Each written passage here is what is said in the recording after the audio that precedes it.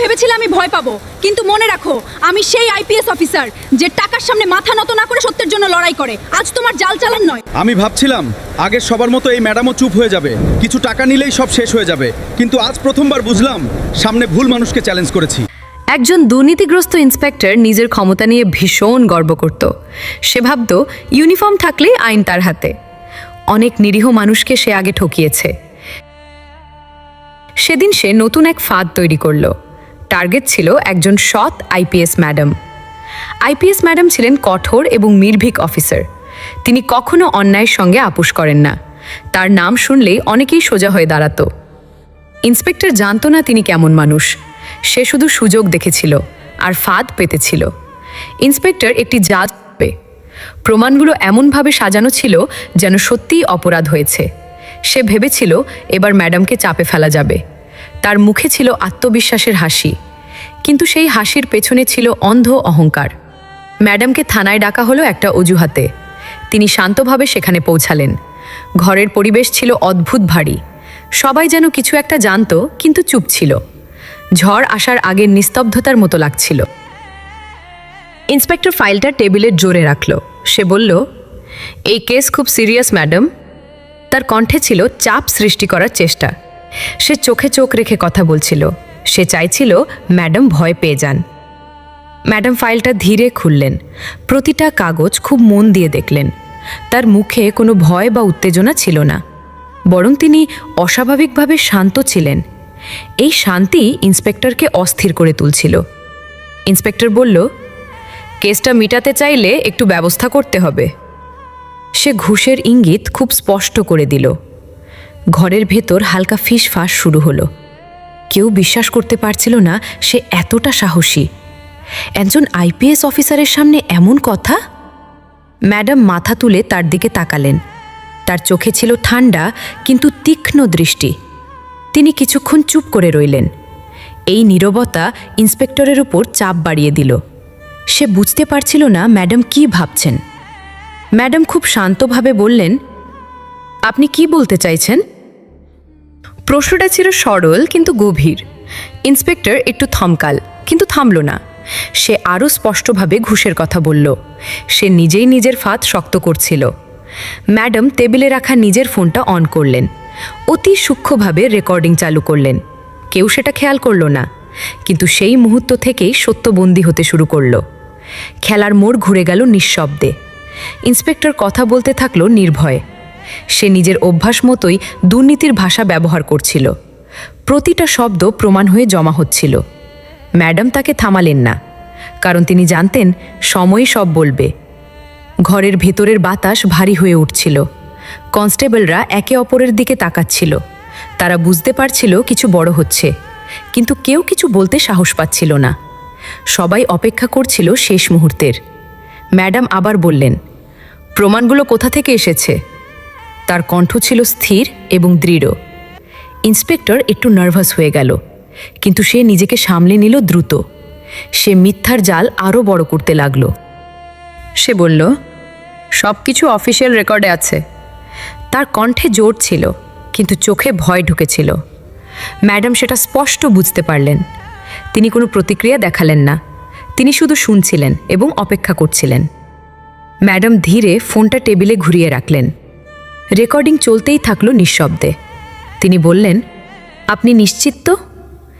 এই প্রশ্নে ইন্সপেক্টরের আত্মবিশ্বাস কেঁপে উঠল, কিন্তু সে নিজের ভুল বুঝতে পারল না।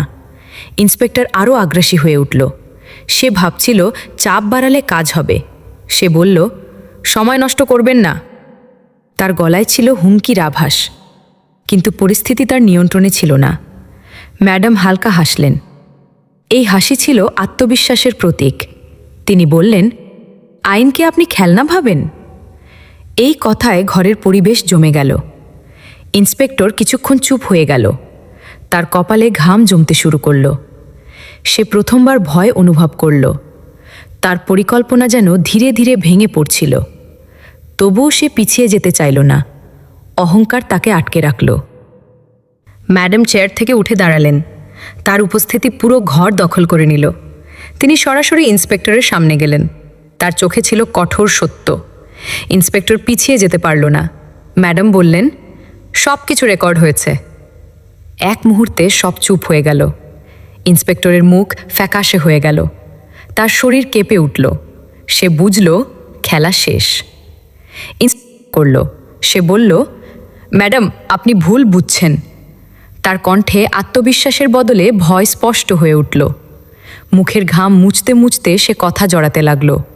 সত্যের সামনে তার মিথ্যা টিকতে পারছিল না।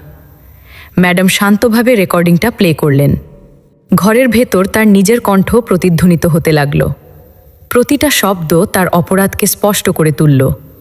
কেউ আর কোনো সন্দেহে থাকল না। সত্য নিজেই নিজের প্রমাণ হয়ে। কনস্টেবলরা একে অপরের দিকে তাকিয়ে রইল। তাদের চোখে অবিশ্বাস আর হতাশা ছিল। যাকে তারা এতদিন সম্মান করত, সে আজ দোষী। ঘরের পরিবেশ ভারী হয়ে উঠল। নীরবতা যেন চিৎকার করছিল। ইন্সপেক্টরের মুখের রং মুহূর্তেই বদলে গেল। তার অহংকার ভেঙে টুকরো টুকরো হয়ে গেল। সে কিছু বলতে চাইল, কিন্তু শব্দ বের হলো না। তার চোখে ভয় আর লজ্জা মিশে গেল। সে বুঝতে পারল সব শেষ। সে কাপা কণ্ঠে বলল, তার গলায় ছিল অনুতাপের ছাপ, কিন্তু সেই অনুতাপ ছিল অনেক দেরিতে। ম্যাডাম কোনো উত্তর দিলেন না, কারণ আইন আবেগ দেখে না। ম্যাডাম দৃঢ় কণ্ঠে বললেন, আইন সবার জন্য সমান। তার কথা ঘরের দেয়ালে প্রতিধ্বনিত হলো। কেউ আর মাথা তুলে তাকাতে পারল না। ইন্সপেক্টর মাথা নিচু করে দাঁড়িয়ে রইল। তার ক্ষমতা মুহূর্তেই শেষ হয়ে গেল। ম্যাডাম সঙ্গে সঙ্গে অফিসিয়াল প্রক্রিয়া শুরু করলেন। তার বিরুদ্ধে লিখিত অভিযোগ তৈরি হলো। প্রতিটা প্রমাণ সঠিকভাবে সংরক্ষণ করা হলো। কোনো ফাঁক, কারণ তিনি জানতেন ন্যায় নিশ্চিত করতে হবে। ইন্সপেক্টরকে সঙ্গে সঙ্গে সাসপেন্ড করা হলো। তার ব্যাজ আর ক্ষমতা কেড়ে নেওয়া হলো। যে ইউনিফর্ম নিয়ে সে গর্ব করত, সেটাই তার বোঝা হলো। সে নিঃশব্দে দাঁড়িয়ে থাকল। তার চোখে অসহায়তা স্পষ্ট ছিল। তার পুরনো কেসগুলোও আবার খোলা হলো। এক এক করে তার দুর্নীতির ইতিহাস বের হতে লাগলো। অনেক লুকানো সত্য প্রকাশ পেল। যাদের সে ঠকিয়েছিল তাদের কথা সামনে এলো। তার অতীত এখন তার শাস্তি হয়ে দাঁড়ালো। সহকর্মীরাও ধীরে ধীরে মুখ খুলতে শুরু করলো। অনেকে তার বিরুদ্ধে সাক্ষ্য দিল। যে ভয় এতদিন তাদের চুপ করিয়েছিল তা ভেঙে গেল। সত্য প্রকাশের সাহস তারা পেল। ইন্সপেক্টর একা হয়ে গেল। তার বিরুদ্ধে একাধিক অভিযোগ জমা হলো। প্রতিটা অভিযোগ তার অবস্থাকে আরও খারাপ করল। সে আর নিজেকে নির্দোষ প্রমাণ করতে পারল না। তার কথা কেউ বিশ্বাস করল না, কারণ প্রমাণ সব বলছিল। ইন্সপেক্টরের আত্মবিশ্বাস পুরোপুরি ভেঙে পড়ল। সে চুপচাপ মেঝের দিকে তাকিয়ে রইল।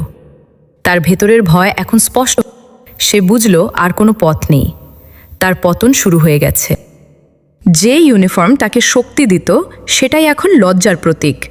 সে সেটার দিকে তাকাতেও পারছিল না। তার অহংকার ধুলায় মিশে গেল। সে বুঝল ক্ষমতা চিরস্থায়ী নয়। সত্যের সামনে সব ভেঙে পড়ে। ম্যাডাম গ্রেফতারের নির্দেশ দিলেন। কনস্টেবলরা এগিয়ে এসে তাকে ঘিরে ধরল। সে কোনো প্রতিরোধ করল না, কারণ সে জানত পড়ানো হলো সবার সামনে।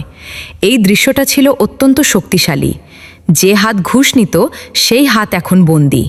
সে চোখ বন্ধ করে ফেলল লজ্জায়। তার সব অহংকার শেষ হয়ে গেল।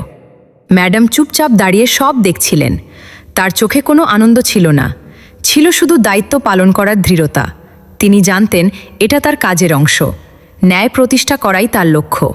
ঘরের সবাই ম্যাডামের দিকে তাকালো সম্মানের চোখে। তারা বুঝল সত্যিকারের অফিসার কেমন হয়। তার সাহস সবাইকে অনুপ্রাণিত করল। একটা নতুন বিশ্বাস জন্ম নিল।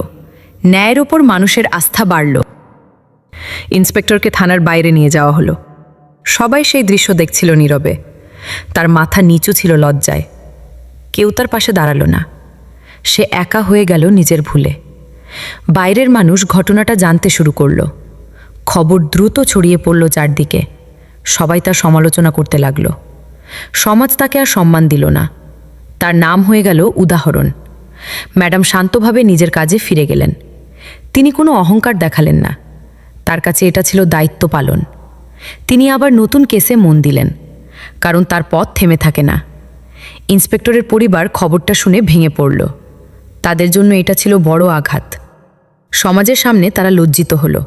তারা বুঝতে পারল তার ভুল কত বড় ছিল। একজনের লোভ সবাইকে কষ্ট দিল।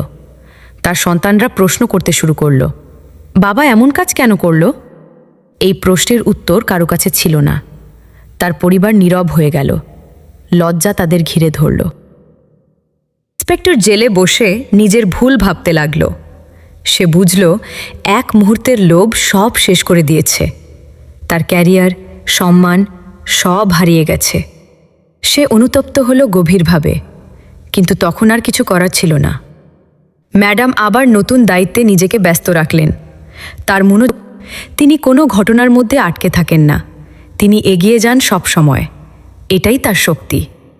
মানুষ তার প্রতি আরও বিশ্বাস করতে শুরু করল। তারা জানল ন্যায় এখনও বেঁচে আছে। তার নাম হয়ে উঠল সাহসের প্রতীক। অনেকে তাকে অনুসরণ করতে চাইল। তিনি হয়ে উঠলেন অনুপ্রেরণা। তার সহকর্মীরাও নতুন করে শক্তি পেল। তারা বুঝল সৎ থাকাই আসল শক্তি। দুর্নীতির বিরুদ্ধে দাঁড়ানোর সাহস বাড়ল। একটা পরিবর্তনের শুরু হলো। ন্যায়ের পথ আরও শক্ত হলো। ম্যাডাম সব সময় একইভাবে কাজ করে গেলেন। তার নীতি কখনো বদলালো না। তিনি কোনো চাপের কাছে নত হলেন না। তার সততা ছিল অটুট। এটাই তাকে আলাদা করে তোলে। 11 ইন্সপেক্টরের ঘটনা অন্যদের জন্য শিক্ষা হয়ে গেল। অনেকে নিজেদের ভুল পথ থেকে ফিরে এলো। ভয় নয়, সত্যই তাদের বদলাতে শুরু করলো। একটা নতুন পরিবেশ তৈরি হলো। ন্যায়ের মূল্য বাড়ল। ম্যাডামের সাহস অনেককে অনুপ্রাণিত করল। মানুষ বিশ্বাস করতে শিখল আবার। অন্যায়ের বিরুদ্ধে কথা বলার শক্তি পেল। দিন না একদিন জিতবে। এই ঘটনাটা সেই প্রমাণ হয়ে রইল। এটাই ছিল আসল বিজয়। এই গল্পটা যদি তোমার মনে একটু হলেও ছুঁয়ে থাকে, তাহলে এখনই ভিডিওটা লাইক করে দাও। তুমি কি মনে করো এই ইন্সপেক্টরের শাস্তি যথেষ্ট ছিল, নাকি তার আরও কঠিন শাস্তি হওয়া উচিত ছিল? তোমার মতামতটা নিচে কমেন্ট করে জানাও। আর এমন বাস্তবধর্মী স্টোরির জন্য চ্যানেলটা সাবস্ক্রাইব করতে ভুলো না। এই ভিডিওটা দেখে তুমি কি শিখলে সেটা আমাদের জানাও। তোমার মতে সমাজে এমন দুর্নীতির বিরুদ্ধে কি করা উচিত? কমেন্টে তোমার চিন্তাটা লিখে দাও, আমরা সব পড়ি। ভিডিওটা ভালো লাগলে অবশ্যই লাইক করো।